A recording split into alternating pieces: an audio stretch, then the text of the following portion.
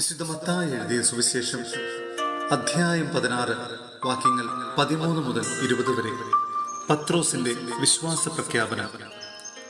യേശു Caesarea Philippi പ്രദേശത്ത് എത്തിയപ്പോൾ ശിഷ്യന്മാരോട് ചോദിച്ചു, മനുഷ്യപുത്രൻ ആരെന്നാണ് ജനങ്ങൾ പറയുന്നത്? അവർ പറഞ്ഞു, ചിലർ സ്നാപക യോഹന്നാൻ എന്നും മറ്റു ചിലർ ഏലിയ എന്നും വേറെ ചിലർ ജെറേമിയ അല്ലെങ്കിൽ പ്രവാചകന്മാരിൽ ഒരുവൻ എന്നും പറയുന്നു.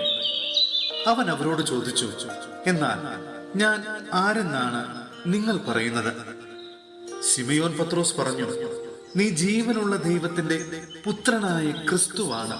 യേശു അവനോട് അരുൾ ചെയ്തു, യോനായുടെ പുത്രനായ ശിമയോനെ, നീ ഭാഗ്യവാൻ. മാംസരക്തങ്ങളല്ല, സ്വർഗസ്ഥനായ എൻ്റെ പിതാവാണ് നിനക്ക് ഇത് വെളിപ്പെടുത്തി തന്നത്. ഞാൻ നിന്നോട് പറയുന്നു, നീ പത്രോസാണ്. ഈ പാറമേൽ എൻ്റെ സഭ ഞാൻ സ്ഥാപിക്കും.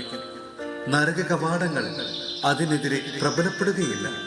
സ്വർഗരാജ്യത്തിന്റെ താക്കോലുകൾ നിനക്ക് ഞാൻ തരും. നീ ഭൂമിയിൽ കെട്ടുന്നതെല്ലാം സ്വർഗത്തിലും കെട്ടപ്പെട്ടിരിക്കും. നീ ഭൂമിയിൽ അഴിക്കുന്നതെല്ലാം സ്വർഗത്തിലും അഴിക്കപ്പെട്ടിരിക്കും. അനന്തരം അവൻ താൻ ക്രിസ്തുവാണെന്ന് ആരോടും പറയരുതെന്ന് ശിഷ്യന്മാരോട് കൽപ്പിച്ചു. സഹോദരരെ, വിശുദ്ധ പൗലോസ് ശ്ലീഹ എഫേസോസിലെ സഭയ്ക്ക് എഴുതിയ ലേഖനം അധ്യായം 5 വാക്യങ്ങൾ 22 മുതൽ 33 വരെ. ഭർത്താക്കന്മാർ, ഭാര്യമാരെ, നിങ്ങൾ കർത്താവിനെ എന്ന പോലെ ഭർത്താക്കന്മാർക്ക് വിധേയരായിരിക്കുവിൻ.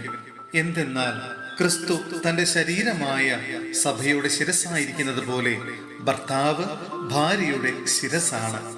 ക്രിസ്തു തന്നെയാണ് ശരീരത്തിന്റെ രക്ഷകനും. സഭ ക്രിസ്തുവിനെ വിധേയ ആയിരിക്കുന്നത് പോലെ ഭാര്യമാർ എല്ലാ കാര്യങ്ങളിലും ഭർത്താക്കന്മാർക്ക് വിധേയരായിരിക്കണം.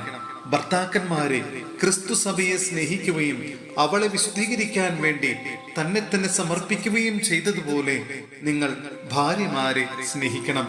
അവൻ സഭയെ വിശുദ്ധീകരിക്കുന്നതിനെ ജലം കൊണ്ട് കഴുകി വചനത്താൽ വെണ്മയുള്ളതാക്കി.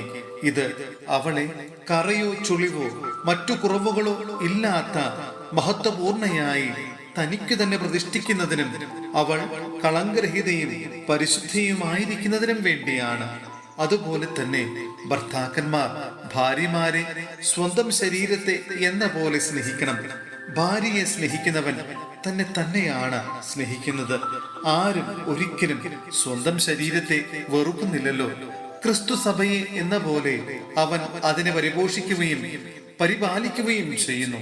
എന്തെന്നാൽ നാം അവന്റെ ശരീരത്തിന്റെ അവയവങ്ങളാണ്.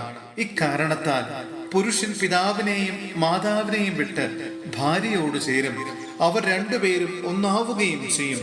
ഇത് ഒരു വലിയ രഹസ്യമാണ്. സഭയോടും ക്രിസ്തുവിനോടും ബന്ധപ്പെടുത്തിയാണ് ഞാൻ ഇത് പറയുന്നത്.